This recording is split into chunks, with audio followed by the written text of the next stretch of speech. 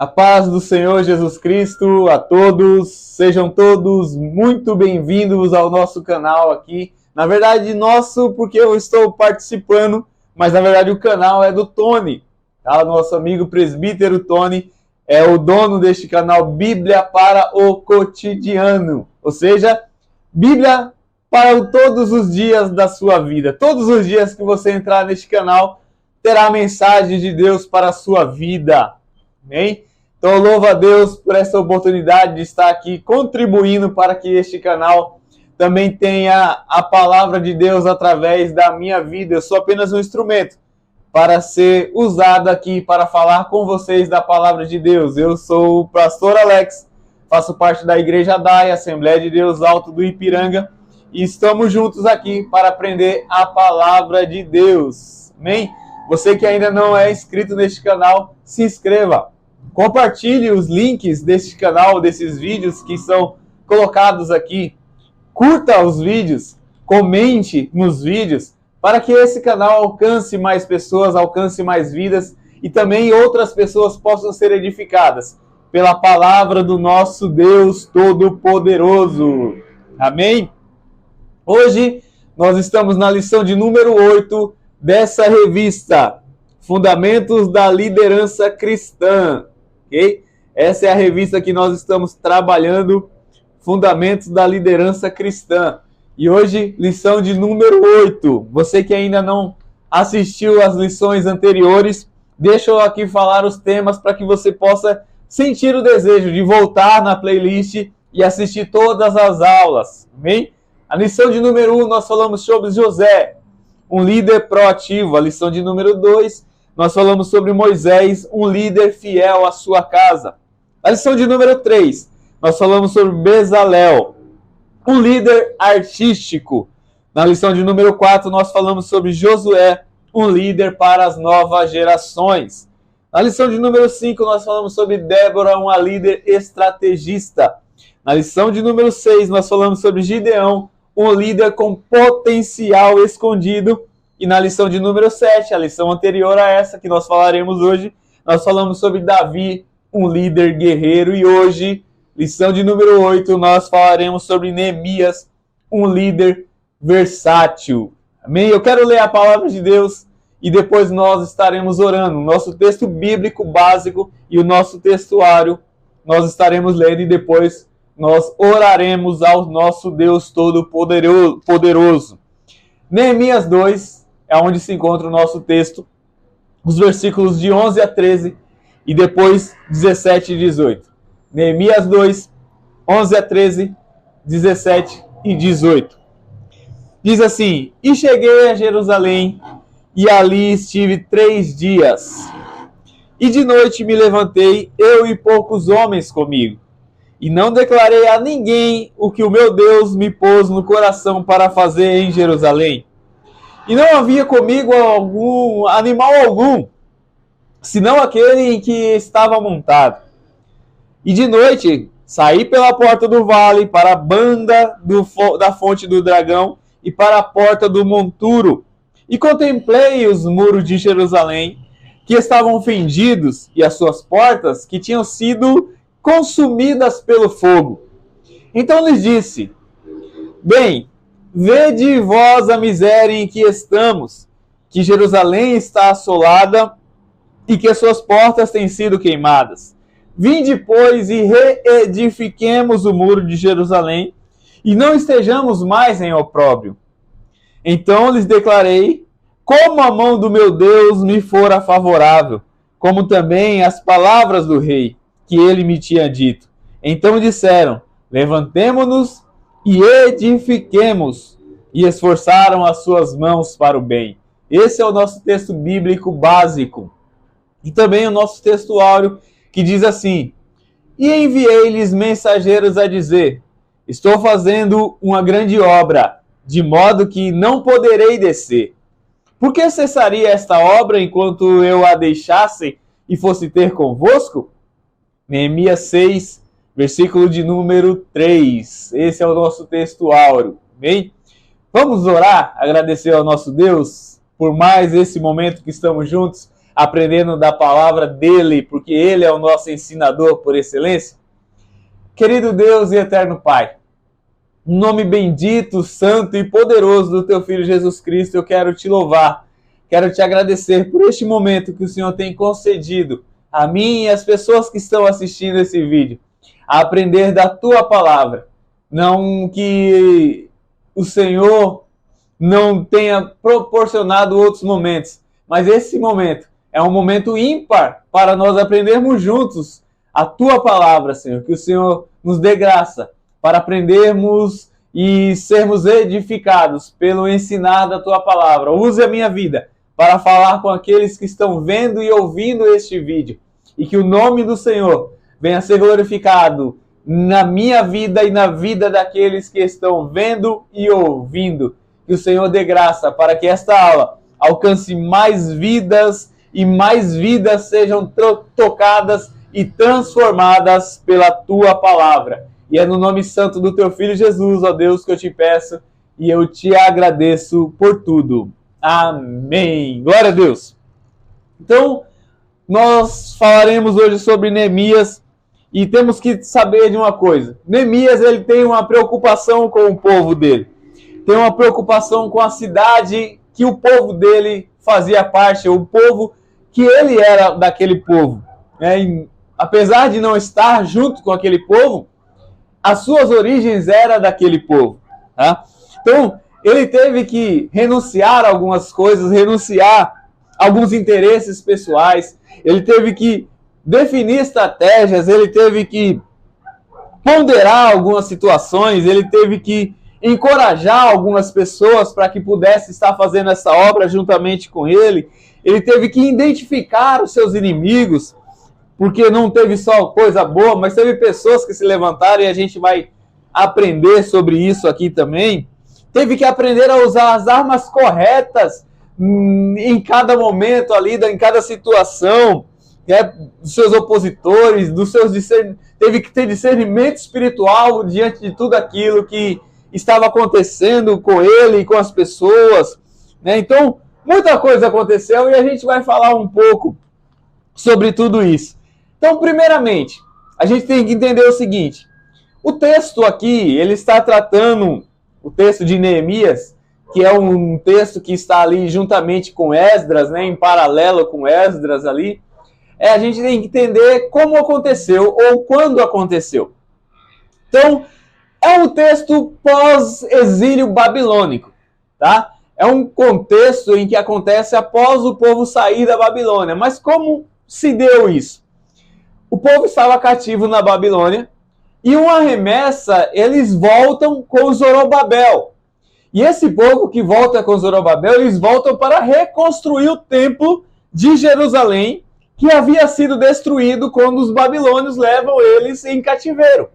Então, é destruído, é queimado, e agora eles voltam, têm a permissão de voltar, são livres, são libertos do cativeiro e têm a permissão de voltar para Jerusalém e reconstruir o templo. E depois volta Esdras. Esdras volta para pôr em ordem o culto novamente. Esdras, ele é um escriba da lei e ele tem a função de ir ensinar o povo a lei, ensinar o povo a Torá.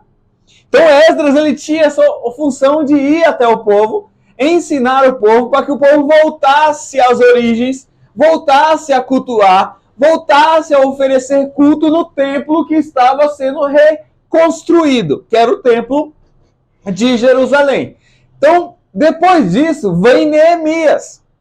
O templo é reconstruído, o culto é refeito, contudo, não tem proteção, porque não havia muros. Os muros também haviam sido derrubados, haviam sido destruídos. Então, uma cidade sem muros era uma cidade desprotegida naquela época.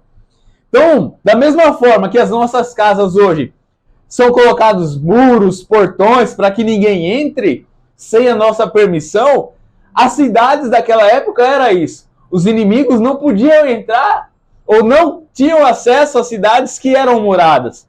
E as cidades que não tinham muros, qualquer um podia entrar, qualquer um podia ter acesso. E Neemias, tendo essa preocupação, vendo que os muros estavam fendidos, as portas estavam queimadas, ele se sente numa obrigação, ou a tristeza, ele sente um pesar por ver essa situação e se sente na obrigação de ir fazer alguma coisa para ajudar esse povo, que era o seu próprio povo, que eram os judeus, ok? Então, ele viu tudo isso, e ele era um copeiro do rei, alguém que estava vivendo no palácio com o rei, alguém que vivia em Suzã, né? E ele servia ao rei ali como copeiro, né? E uma das funções dele ali era experimentar o vinho, por exemplo, as comidas, para que o rei não morresse envenenado. Ele era quem tinha essa obrigação de experimentar antes, para ver se não havia nenhum veneno, tá? Então, Neemias estava ali. Só que uma certa feita, quando ele aparece diante do rei, e ele sabe na notícia da cidade, dos muros da cidade, ele aparece diante do rei, o semblante dele já não é alegre. O semblante dele é triste. E o rei percebe e fala assim, tá, mas por que você está com esse semblante tão triste? E ele fala, como que eu estaria alegre vendo a cidade do meu povo destruída e eu aqui sem poder fazer nada? Tá? Então, isso é apenas uma introdução para a gente entender do que a gente vai falar aqui, do que a gente vai tratar aqui nesta aula, nesta lição. Tá? Mas então nós vamos falar aqui sobre 4 pontos. 4 pontos serão tratados aqui nesta lição. O primeiro é sobre Neemias, o diplomata. O segundo, nós vamos falar sobre Neemias, o construtor. O terceiro, nós vamos falar sobre Neemias, o guia espiritual.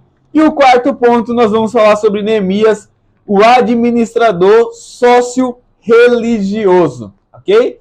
Então vamos falar sobre esses quatro pontos. O primeiro deles, Neemias, o diplomata. Tá? Neemias, então, ele se encontrava na cidade de Suzã, que era a capital do Império Persa. Okay? E ali, o rei que estava naquela época ali, em que Neemias estava servindo, era o rei Artaxerxes. Tá? Então, o rei Artaxerxes era aquele que o Neemias era o copeiro e que servia ele como copeiro. E esse Neemias, a Bíblia diz que ele é filho de Acalias e estava ali como esse copeiro do rei. E certo dia, como eu estava falando na introdução, Anani, tá, chega até ele e diz sobre a situação que o povo se encontrava. A situação que a cidade estava.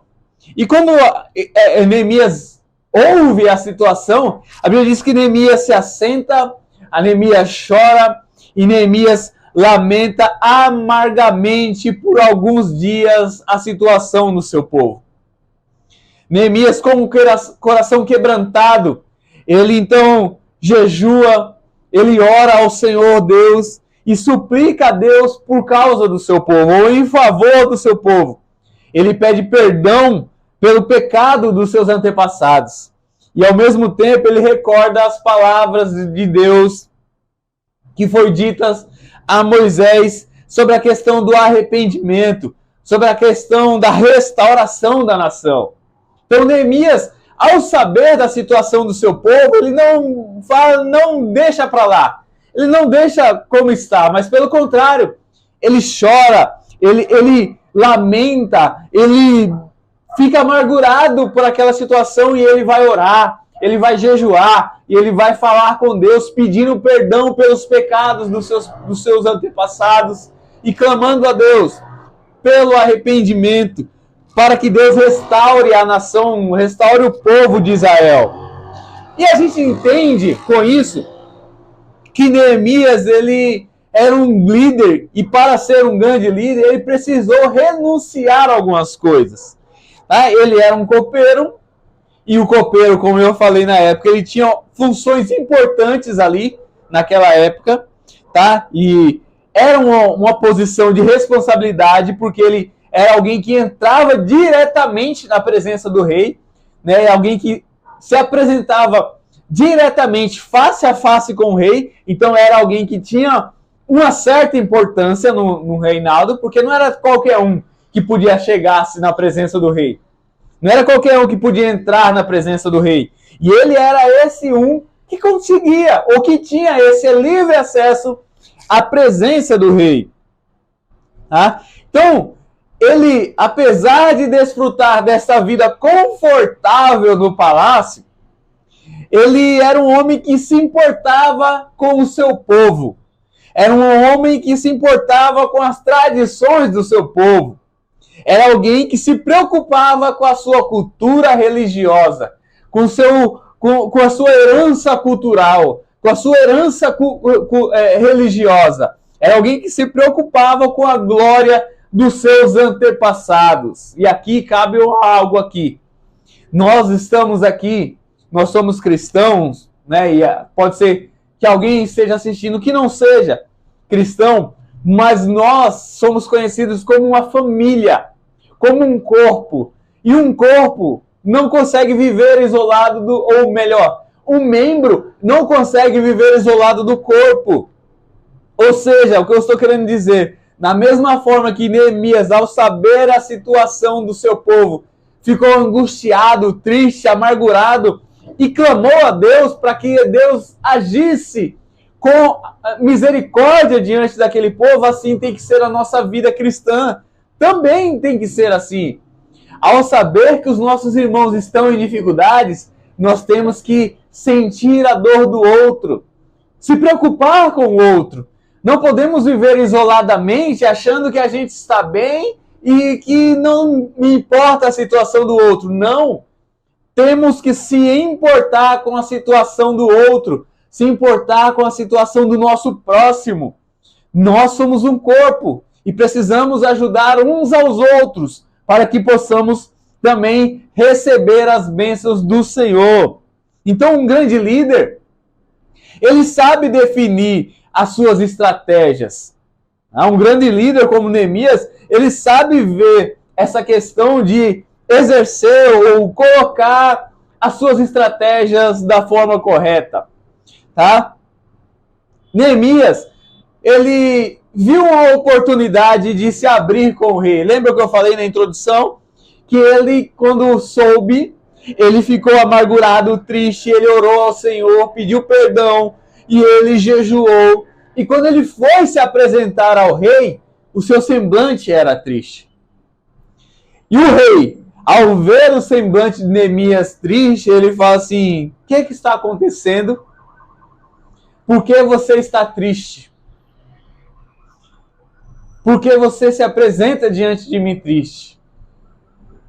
E ele fala: como que eu posso estar alegre vendo a cidade do meu povo destruída? Eu falo assim, e o rei fala assim: tá bom, então o que você quer? Pede o que você quer. E Neemias aproveita aquela ocasião para dizer: eu quero ir até a cidade de Jerusalém para reconstruir os muros. Ele fala assim: mas quanto tempo você precisa? E ele fala: eu preciso de tanto tempo. E a Bíblia diz que o rei Artaxerxes, ele conversa com a sua esposa que estava ali junto e permite que Neemias vá e cumpra o seu chamado, cumpra a sua obrigação, cumpra aquilo que ele tinha determinado no seu coração e dá cartas a ele, autorizando para que ele pudesse chegar até as províncias, ao seu destino, e pudesse levar também madeira para a obra, pudesse levar o material para que a obra fosse executada. E o segundo ponto aqui é sobre a questão agora de Neemias já indo para Jerusalém para ser o construtor. Segundo ponto, Neemias, o construtor. Então ele parte para Jerusalém, parte com uma escolta de oficiais autorizadas pelo rei Artaxerxes, autorizada com cartas, com cavaleiros designados pelo rei para acompanhá-lo.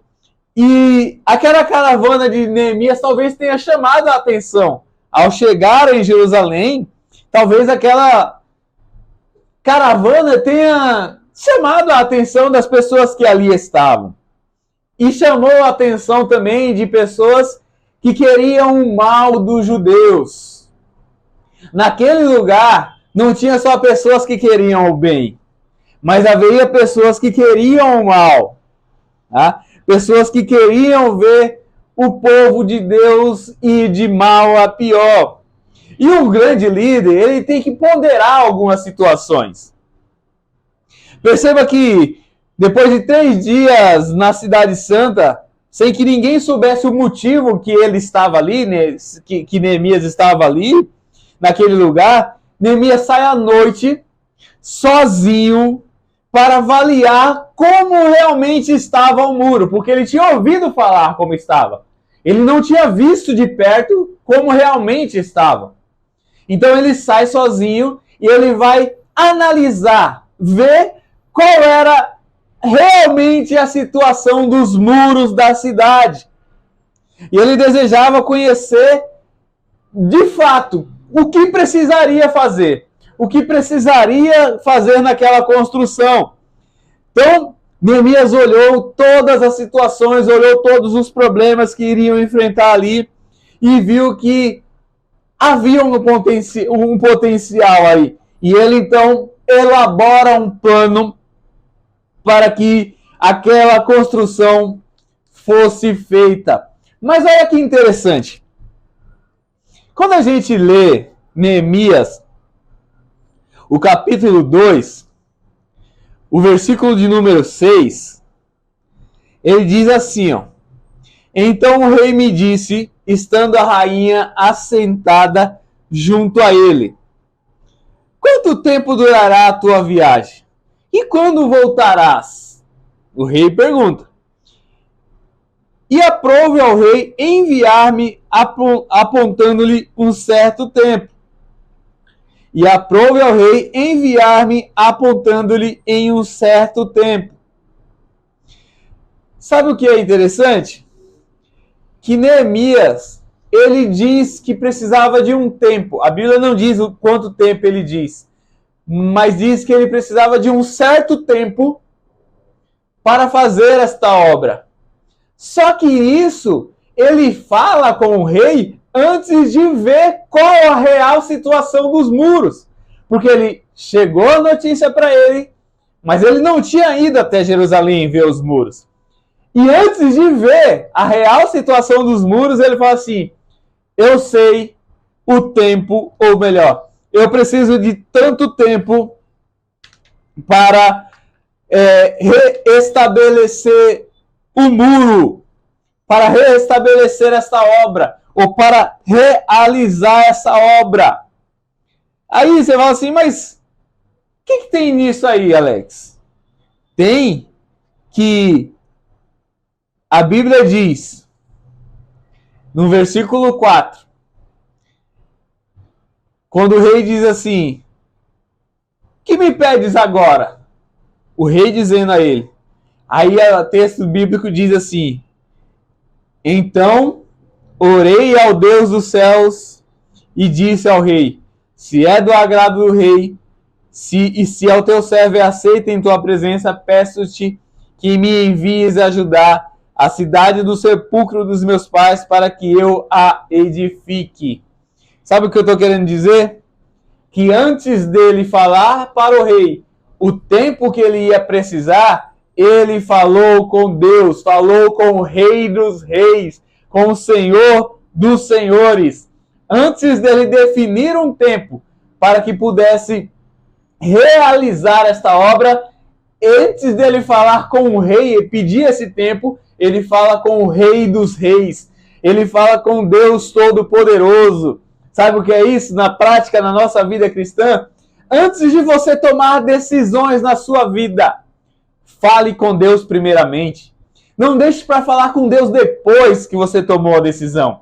Não deixe que Deus seja a última escolha. Porque nós seres humanos, ok?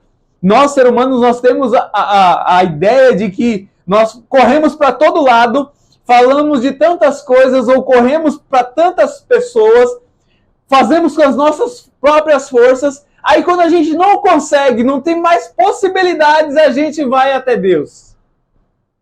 Deixando Deus como a última opção. Quando não vejo mais jeito, quando não há mais saída, aí eu clamo a Deus. Quando é ao contrário, Deus tem que ser a primeira opção. Primeiro eu clamo a Deus. Depois eu vejo outras estratégias. Deus me dá estratégias, na verdade. Quando eu clamo a Deus, Deus me dá estratégias para que eu possa construir algo. Para que eu possa construir, eu tenho que ir àquele que fez todas as coisas. Aquele que é criador de todas as coisas. Se eu quero construir algo, eu tenho que ir direto àquele que sabe fazer todas as coisas. Ou que fez todas as coisas já. Eu tenho que ir direto na fonte. Eu tenho que clamar àquele que pode todas as coisas. Aquele que fez todas as coisas. Que é criador de todas as coisas. Não posso depender somente da força humana. Mas eu tenho que ser totalmente dependente de Deus, da presença do nosso Deus Todo-Poderoso. Porque Neemias, ele elaborou um plano. Mas esse plano, ele já tinha falado com Deus antes. Lembra o texto que a gente leu no início? Que ele fala assim, ó. Vou reler aqui para vocês. Versículo 12 de Neemias 2, que é o nosso texto bíblico básico. Ele diz assim, ó. E de noite me levantei, eu e poucos homens comigo, e não declarei a ninguém o que o meu Deus me pôs no coração para fazer em Jerusalém. O plano que ele estava traçando, o plano que ele tinha traçado, era Deus quem tinha colocado no coração dele. Amém? Então, os nossos planos, os nossos sonhos precisam ser direcionados pelo Deus Todo-Poderoso. Nós vivemos não para nós mesmos mais. Vivemos para o nosso Deus Todo-Poderoso. Vivemos para agradá-lo. Não faço mais a minha vontade, faço a vontade de Deus. Não vivo mais eu, como Paulo disse, mas é Cristo que vive em mim. A vida que eu vivo agora, eu vivo pela fé no Filho de Deus. Aleluia! Neemias fez o plano que Deus tinha colocado em seu coração. Neemias calculou quantos homens iria precisar para reedificar aquele muro. Neemias calculou em cada trecho, cada torre, quanto tempo gastaria em cada etapa. Neemias calculou, elaborou um plano detalhado. Dividiu as turmas de acordo com cada trecho daquele muro. Diante daquelas portas, das 11 portas da cidade. E desse modo, Neemias, ninguém ficou sobrecarregado. Ele soube dividir toda a tarefa entre os povos para que ninguém ficasse sobrecarregado. E sabe o que a Bíblia diz? Que através desse plano, em 52 dias, a obra dos muros de Jerusalém foi terminada. Em 52 dias eles reedificaram os muros de Jerusalém.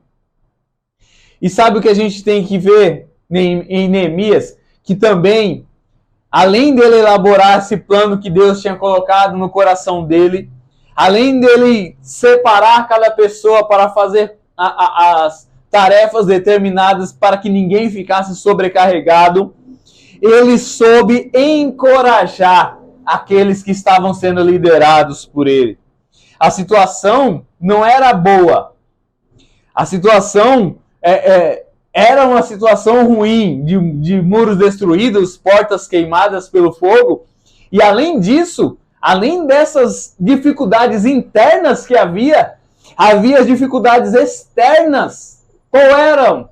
Pessoas que estavam se levantando contra a obra que Deus tinha colocado no coração de Neemias. Pessoas de fora queriam parar a obra que Deus tinha colocado no coração de Neemias. Mas ele, além de enxergar, ou melhor, ele enxergava além dos escombros e acima das impossibilidades. Ele via possibilidades onde as pessoas viam impossibilidades. Ele via construção onde as pessoas podiam ver destruição. Ele via obra pronta onde as pessoas viam muros destruídos. O verdadeiro líder, ele sabe que ele não consegue fazer nada sozinho. Ele precisa encorajar as pessoas, precisa levar as pessoas a acreditar na sua visão. Precisa liderar passando a sua visão, a visão que Deus tinha lhe dado.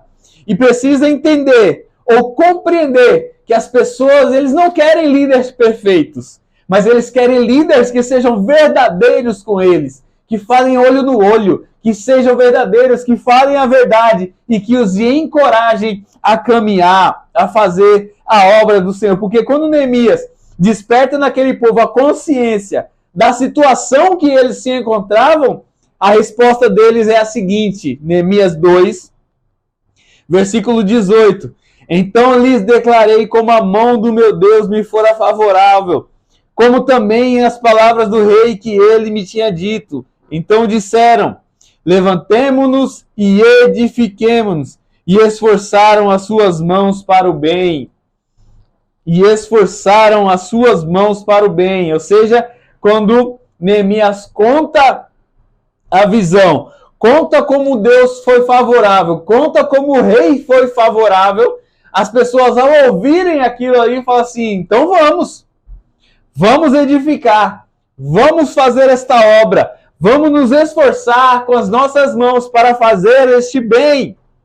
Aleluia! As pessoas entendem o propósito quando o propósito é claro e quando o propósito vem de Deus. Quando a obra vem de Deus, quando a obra é colocada no coração do líder e o líder transmite essa visão ao povo e o povo entende, compreende que Deus está no negócio, Deus está à frente. Amém? Louvado seja o nome do Senhor para todo sempre. Aleluia! E o nosso terceiro ponto aqui, que a gente precisa seguir aqui para nós caminharmos aqui na lição, Neemias, ele era o guia espiritual do povo ali. A gente tem que entender que não é porque alguém está numa posição de liderança que não haverá embates, não haverá dificuldades no seu trabalho. Ser líder ou liderar não significa que a gente vai ter só bonança ou só bênção, só vitória. Não! Para haver vitórias, para haver bênçãos, tem que haver as dificuldades, as lutas também. Para alcançar as vitórias nas guerras é preciso entrar nos embates, entrar nas batalhas. Tá? Porque para Neemias seria muito mais fácil se tivesse apenas que se preocupar com os muros, com a construção dos muros. Mas não era bem assim. Porque a Bíblia diz que quando algumas pessoas ficaram sabendo que o povo estava indo reconstruir os muros, já falaram assim, não, o que esse povo acha que está fazendo? O que esse povo acha que vem fazer aqui? Porque, olha o que diz o texto bíblico aqui, deixa eu pegar minha Bíblia aqui.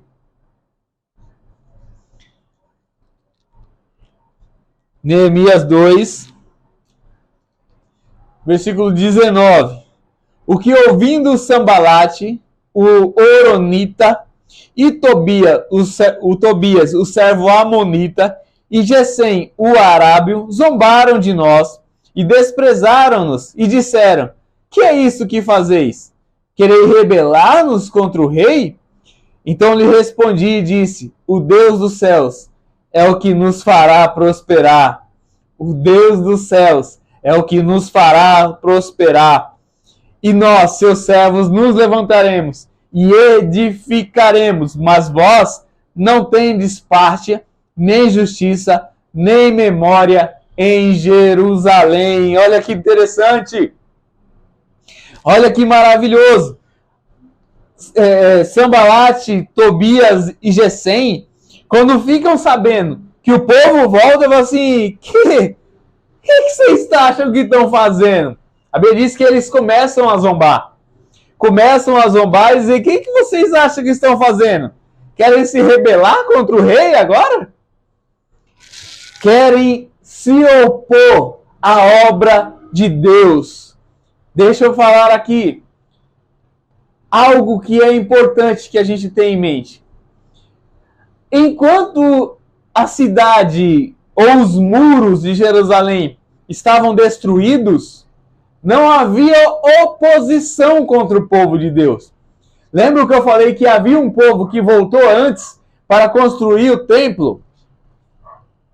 Enquanto esse povo estava ali, sem a proteção dos muros, e as pessoas iam e vinham, entravam quando queriam, saíam quando queriam, não havia oposição contra o povo. Na hora que o povo se levantou para reconstruir os muros, para fazer a obra que Deus tinha colocado no coração de Neemias, levantou-se também oposição. Deixa eu explicar, para que você entenda melhor o que eu estou querendo dizer. Enquanto nós estivermos sem compromisso com Deus, sem se preocupar em fazer a obra de Deus, os inimigos ou o inimigo não se levantará contra a nossa vida. A partir do momento que a gente deseja, almeja e começa a fazer a obra de Deus, o inimigo se levanta para que a obra seja parada. O inimigo só se levanta contra aquele que está disposto a servir a Deus, para fazer a obra de Deus. Porque quem não está fazendo, não é... Para o inimigo não está afrontando em nada o reino dele. Porque existe o reino das trevas e existe o reino dos céus. O reino de Deus. Aqueles que fazem parte do reino de Deus não condizem as suas obras com o reino das trevas.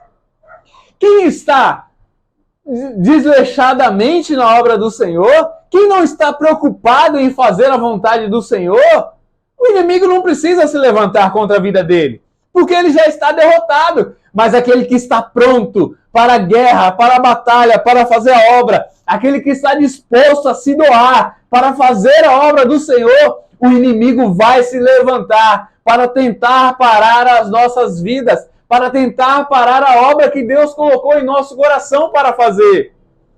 Mas a Bíblia também diz que maior é o que está conosco do que aquele que está no mundo. A obra que Deus tem para realizar na nossa vida, Deus irá realizar, porque o inimigo não tem poder de nos parar se Deus não lhe permitir. Tudo que nós fazemos dentro da permissão de Deus, o inimigo não irá se levantar, porque não há arma preparada contra nós que Deus não possa derrubar, que Deus não possa destruir, porque estamos fazendo a vontade do nosso Deus. Porque a obra é dele, a obra não é nossa. Nós estamos fazendo a vontade dele. Foi ele quem nos chamou, foi ele quem nos resgatou. E quando fazemos a obra dele, se prepare, porque haverão afrontas, o inimigo se levantará.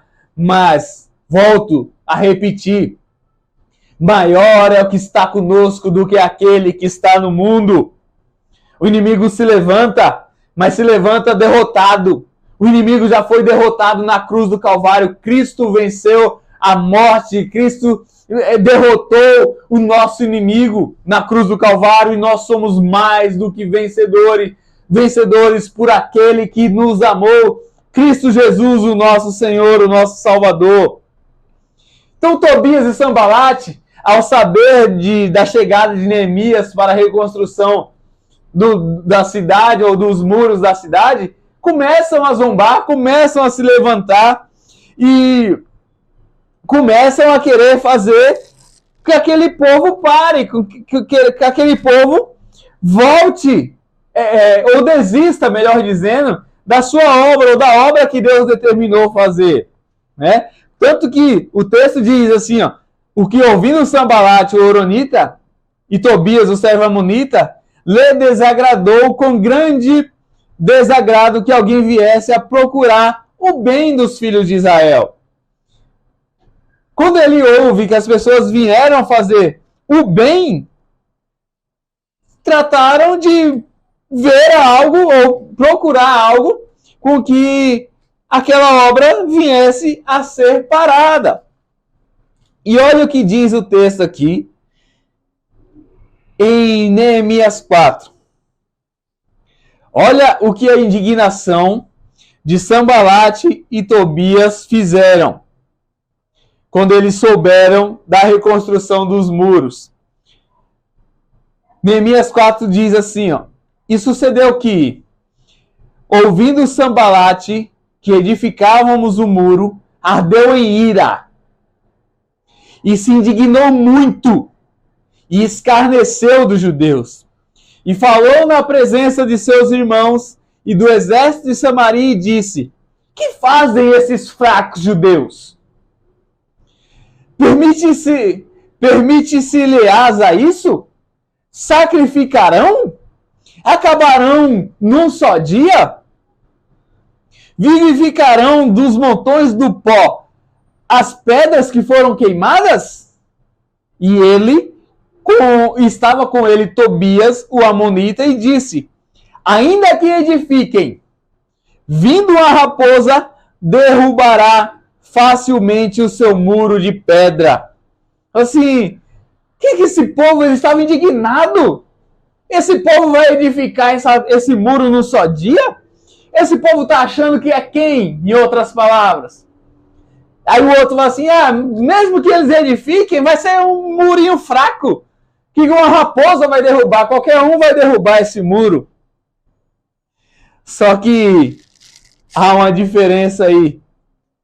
Neemias, ele diz o seguinte, ele chega para Deus e diz: ó Deus, você ou está vendo como que a gente está sendo desprezado, que esse desprezo, esse opróbrio, essa humilhação que nós estamos passando aqui,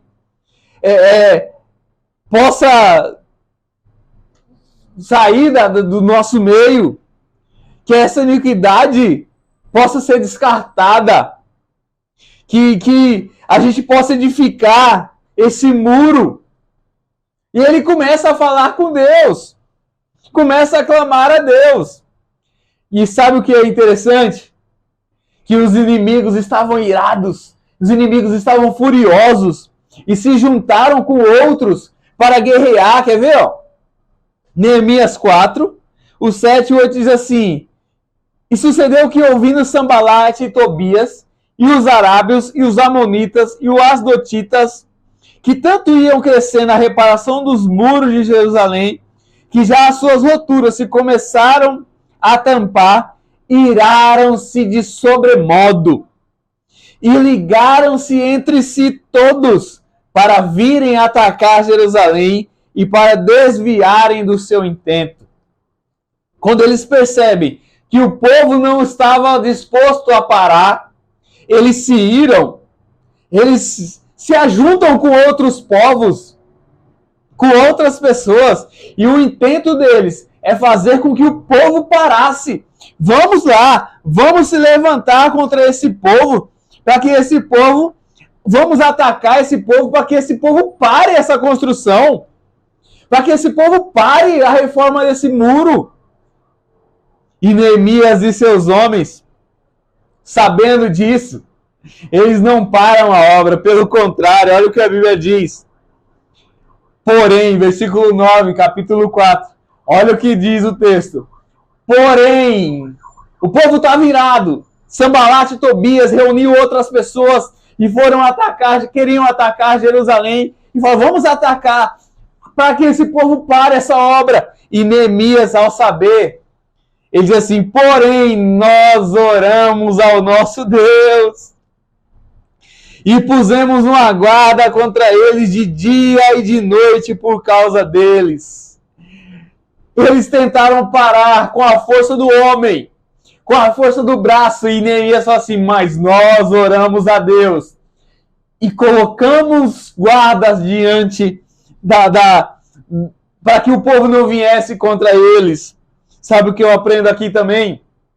Sabe aquela brincadeira? Não sei se pode dizer que é uma brincadeira, Mas é costumeiro falar em algumas igrejas que oração se divide em duas palavras: em orar e ação. É falar com Deus e agir. É preciso ter momentos em que a gente tem que agir. A gente pede o direcionamento de Deus, Deus dá o direcionamento, mas eles colocaram guardas. Falou com Deus, orou a Deus, mas colocaram pessoas para proteger. E os inimigos estavam tentando matá-los. Olha o que diz o versículo 11. Disseram, porém, os nossos inimigos: nada saberão disso, nem verão até que entremos no meio deles e o matemos. Assim nós faremos cessar esta obra.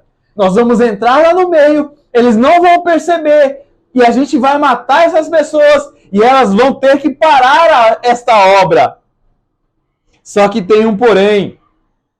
Neemias estava preparado para isso, porque ele falou com Deus e Deus tinha dado a estratégia. Olha o que o texto bíblico diz. Versículo 3 ainda do capítulo 4.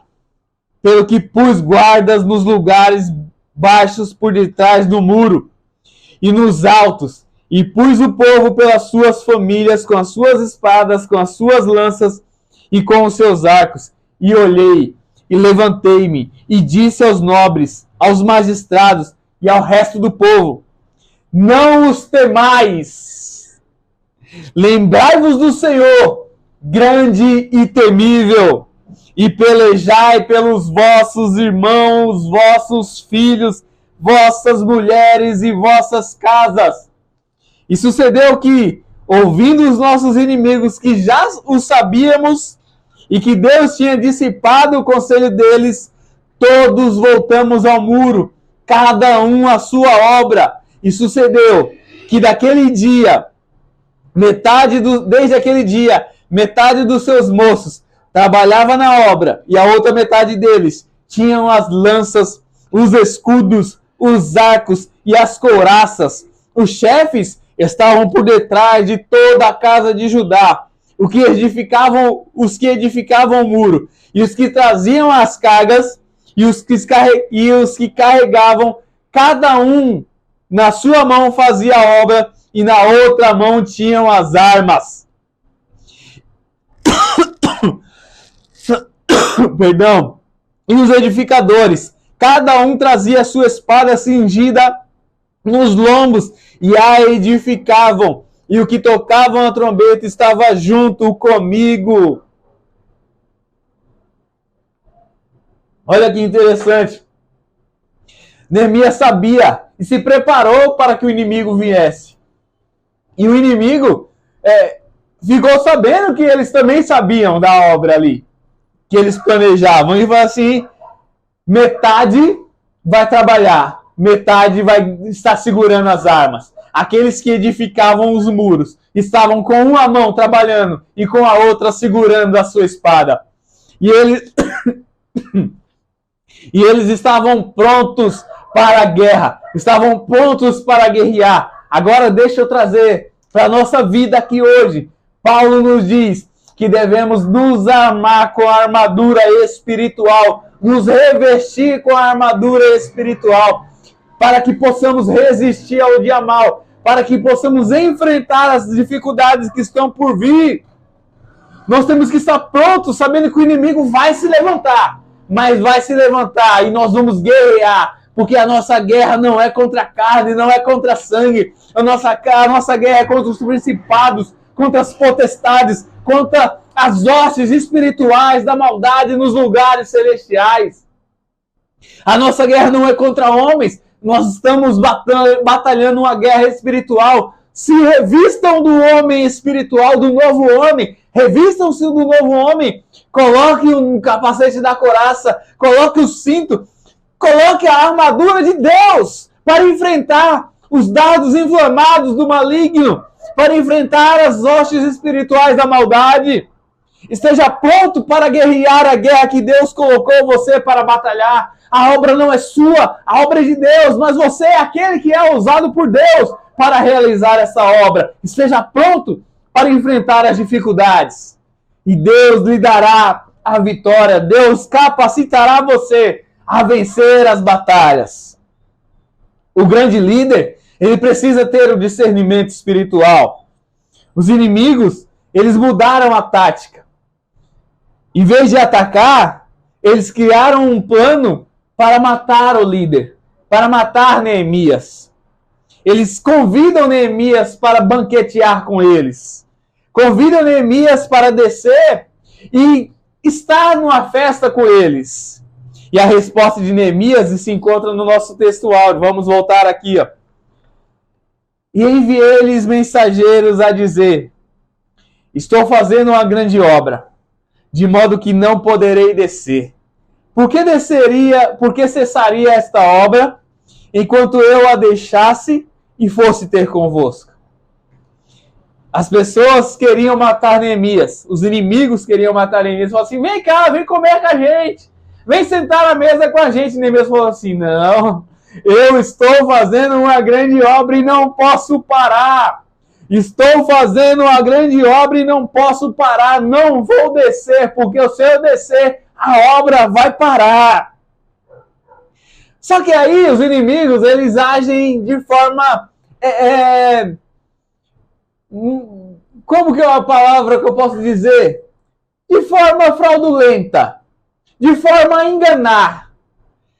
Tanto que a Bíblia diz que eles pagam um profeta para profetizar contra Neemias, dizendo que ele corria perigo de vida, estava pronto, perigo de morte, e que ele precisava se cuidar porque havia essa cilada.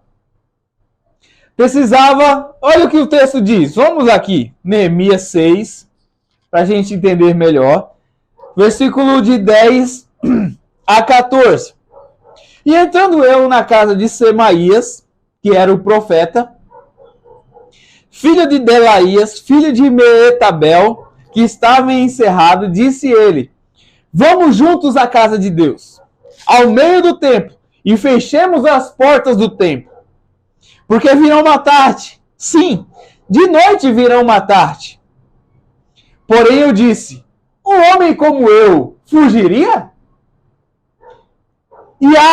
E quem há como eu, que entre no templo e viva? De maneira nenhuma entrarei. E conheci que, eis que não era Deus quem o enviara. Mas essa profecia falou contra mim, porque Tobias e Sambalate o subornaram. Falava porque tinha recebido dinheiro para falar. Falava porque foi subornado para isso. Para isso, o versículo 13 diz: para isso subornaram, para me atemorizar, e para que assim fizesse-me pecar, para que tivesse alguma causa a fim de me infamarem, e assim me vituperarem. Lembra-te, meu Deus, de Tobias e Sambalate, conforme estas suas obras, e também da profetisa Noadias e dos demais profetas que procuraram atemorizar-me. Olha que interessante.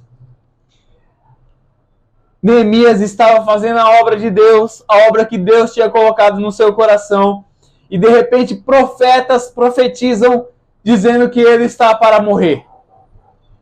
E ele fala assim: não, eu não vou parar a obra, eu não vou fugir, eu vou continuar aqui. E ele tem o discernimento para entender que os profetas que ali falavam estavam falando porque recebiam dinheiro de Tobias e Sambalate. Agora, vem aqui para nós, para o nosso tempo aqui. Será que não tem gente deixando se levar por causa do dinheiro? Profetizando, falando que Deus falou quando Deus não falou, para receber, para agradar aqueles que lhe pagam, para receber benefícios daqueles que o tragam ou os trazem para perto de si, para receberem o destaque, para receberem posições de destaque. Mas o verdadeiro adorador, o verdadeiro profeta de Deus, ele não se corrompe por causa de nada neste mundo, porque ele sabe quem o chamou para falar as verdades de Deus. E Neemias fala, não, eu vou continuar fazendo a vontade de Deus, continuar fazendo a obra de Deus. E Neemias, e nós aqui estamos caminhando para o final, o ponto do número 4, Neemias ele teve que ser um administrador também. Um administrador sócio-religioso. O que é isso? Ele precisava tratar de coisas de ordem social e de ordem religiosa também. Porque havia situações que estavam acontecendo que estavam causando tumulto entre o povo também. Que eram isso?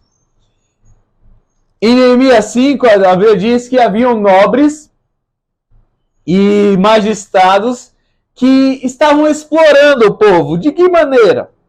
Estavam emprestando dinheiros a juros para que cultivassem em suas terras e quando não conseguiam pagar, tiravam os seus bens ou confiscavam os seus bens. E o clamor do povo chega até Neemias. A Bíblia diz que Neemias fica indignado com aquilo que estava acontecendo. A situação não é boa com a cidade. Aí vem o povo subjugando os seus irmãos. Explorando os seus irmãos. E Neemias se levanta e fala assim, não, vamos mudar essa situação. Não é certo que isso aconteça. Olha o que diz o texto. Neemias 5, 11 e 12 diz, restitui-lhes hoje, vos peço, as suas terras, as suas vinhas, os seus olivais e as suas casas, como também o centésimo do dinheiro, do trigo, do mosto e do azeite que vos exigis deles. Então disseram, restituí-lhe-emos e nada procuraremos deles. Faremos assim como dizes. Então chamei os sacerdotes e os fiz jurar que fariam conforme esta palavra. Neemias chama o povo que estava explorando e fala assim, não, o que vocês estão fazendo está errado. Devolvam para o povo aquilo que é deles. E ele fala assim, tudo bem, vamos fazer desta maneira como você está falando. E o grande líder se preocupou também com o lado espiritual. Ele tratou agora do material, da parte social, mas também veio tratar da parte religiosa, da parte espiritual. Perceba que, lembra que eu falei que Esdras ele veio para resgatar a ordem do culto, para ensinar a lei? Né? Então, Esdras foi o escriba que trouxe o livro, que trouxe a Torá, e leu para o povo e explicou para o povo. A Bíblia diz que Esdras dedicou o seu coração em ensinar o povo. E no meio daquele povo havia outras pessoas que ajudavam, que iam tirando as dúvidas das pessoas. Conforme iam ensinando, iam tirando as dúvidas, e aquele número, e aquelas pessoas voltaram a aprender a palavra de Deus, voltaram a estudar a palavra de Deus.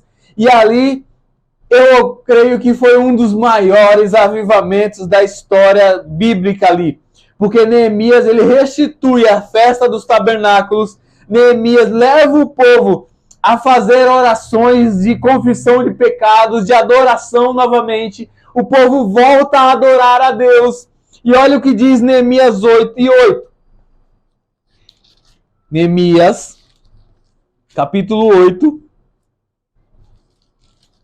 E o versículo de número 8. E leram o livro na lei de Deus, declarando e explicando o sentido, e faziam que lendo se entendesse. Tá? E olha que interessante. Deixa eu ver aqui, ó. Tem uma parte aqui que eu acho sensacional. Ó, versículo 18 do capítulo 8. E de dia em dia ele lia o livro da lei de Deus, desde o primeiro dia até o derradeiro, e celebravam a solenidade da festa 7 dias, e no 8º dia a festa do encerramento e o rito. Aí no capítulo 9 se dá as orações, a confissão de pecado, o arrependimento, e o povo se arrepende dos seus pecados. E olha que interessante, ainda sobre isso. Ele diz aqui, ó, no final do versículo 9, do capítulo 9, versículo 38, e com tudo isso fizemos um firme concerto, e o escrevemos, e selaram-se nos nossos príncipes, nos nossos levitas e nos nossos sacerdotes. Ou seja, o povo ficou um tempo aprendendo a palavra de Deus, pessoas ensinando, pessoas explicando, e eles compreendendo o que Deus queria, começaram a se arrepender, começaram a confessar os seus pecados e fizeram um concerto com Deus. Se isso não for avivamento, o que é? O que é avivamento se não for isso? O povo começou a entender a palavra, começou a compreender a palavra, começou a estudar a palavra, e o coração começou a se quebrantar, começou a se arrepender dos seus pecados, começou a confessar os seus pecados. Houve um clamor de todas aquelas pessoas, e eles fizeram um concerto com Deus. Eles consertaram as suas vidas diante de Deus. Neemias e Esdras fez o povo novamente voltar à verdadeira adoração a Deus. Houve um avivamento naquele lugar, mas tudo começou em fazendo a obra, conhecendo a palavra, resistindo às tentações, confessando os seus pecados, arrependendo-se dos seus pecados, confessando os seus pecados, consertando a sua vida com Deus, reunindo a nossa vida, ou se reunindo novamente com Deus e tendo ali as suas vidas consagradas a Deus. Se nós buscarmos a Deus de todo o nosso coração, haverá avivamentos em nós. Haverá um mover de Deus na nossa vida. Precisamos dedicar a nossa vida a Deus. Dedicar a nossa vida à palavra de Deus. Arrepender dos nossos pecados, confessar os nossos pecados. E Deus irá trazer a gente de volta a uma nova realidade espiritual. Para nós finalizarmos esta lição, Neemias, ele tinha um propósito. A ideia dele foi reconstruir, e ele foi até o fim no seu projeto de reconstruir os muros de Jerusalém. Ele foi fiel naquilo que Deus tinha determinado a ele. Ele soube obedecer a palavra. Ele soube orar, pedindo a Deus direcionamento. Ele soube jejuar, entregar a Deus as suas dificuldades, as suas lutas. Me entregar na mão do Senhor, o nosso Deus. E se nós quisermos seguir o exemplo de Neemias para sermos vitoriosos em nossos projetos, em nossos sonhos, nós devemos nos preparar para as oposições que acontecerão. Devemos ser perseverantes, porque a Bíblia diz que aquele que perseverar até o fim será salvo.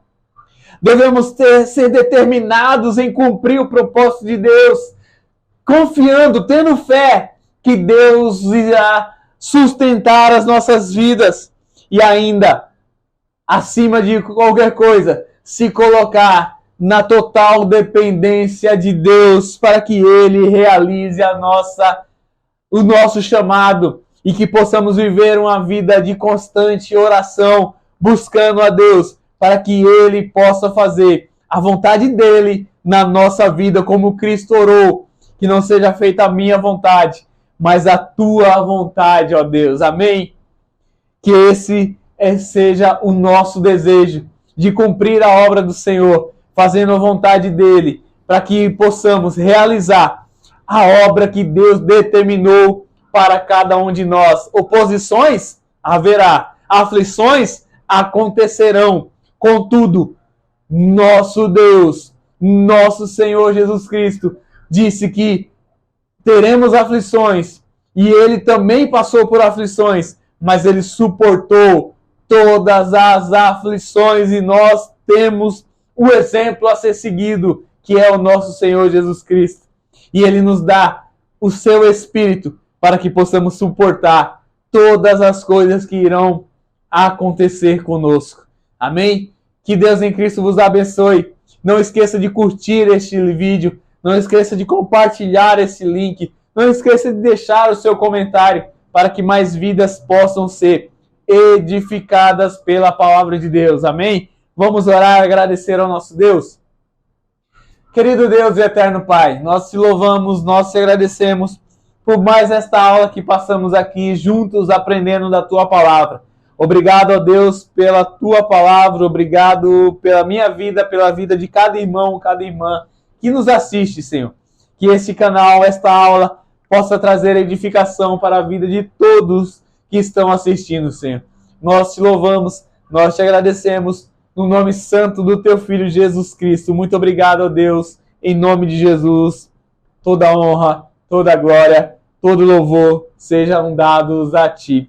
Recebam as bênçãos do Senhor, que a graça do nosso Senhor e Salvador Jesus Cristo, que o grande amor de Deus, o Pai, e a consolação do Espírito Santo esteja com todos e todos digam amém. Glória a Deus, Deus abençoe e até a próxima aula. Fiquem com Deus.